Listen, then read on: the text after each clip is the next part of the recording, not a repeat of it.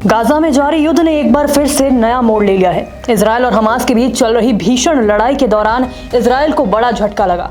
Hamas ने एक सुनियोजित हमले में इजरायली सेना के 3 सैनिकों को मौत के घाट उतार दिया। इजरायली सेना ने खुद इसकी पुष्टि की है और बताया कि ये तीनों सैनिक सोमवार को उत्तरी गाजा के जबालिया इलाके में चल रही लड़ाई के दौरान मारे गए। इन सैनिकों की मौत एक घातक विस्फोट में हुई, जिसकी जिम्मेदारी हमास ने ली है।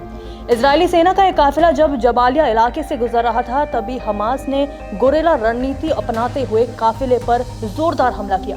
हमास ने पहले एक आईईडी विस्फोट के जरिए सेना की होमवी गाड़ी को उड़ा दिया, फिर पास के एक घर में शरण लिए सैनिकों पर टैंडम मिसाइलें दागी गई। इस हमले में मारे गए सैनिकों में एक वरिष्ठ कमांडर भी शामिल था।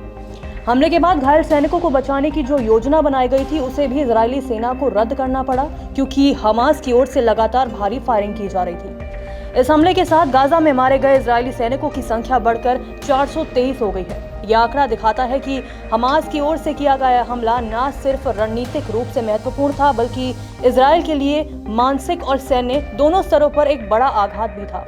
हमास ने इस हमले की जिम्मेदारी लेते हुए दावा किया कि उन्होंने शाहबाज विस्फोट और रॉकेट प्रणालियों के माध्यम से ये हमला किया।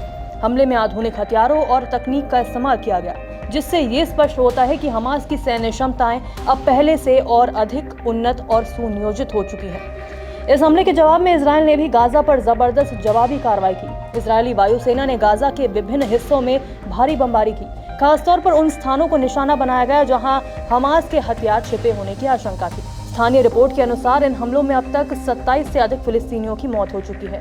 हालांकि फिलिस्तीनी पक्ष का दावा है कि अब तक इस संघर्ष में मारे गए लोगों की संख्या 54,000 से भी अधिक हो चुकी है। यह आंकड़ा न सिर्फ युद्ध की भयावहता को उजागर करता है, बल्कि ये भी दर्शाता है कि गाजा के नागरिक अब न केवल हमलों से, बल्कि मानवीय संकट और प्राकृतिक आपदाओं से भी जूझ रहे हैं। गौरतलब है कि इजरायल ने मार्च महीने में हमास पर युद्ध विराम की शर्तों को न मानने का आरोप लगाते हुए सैन्य कार्रवाई फिर से शुरू की थी।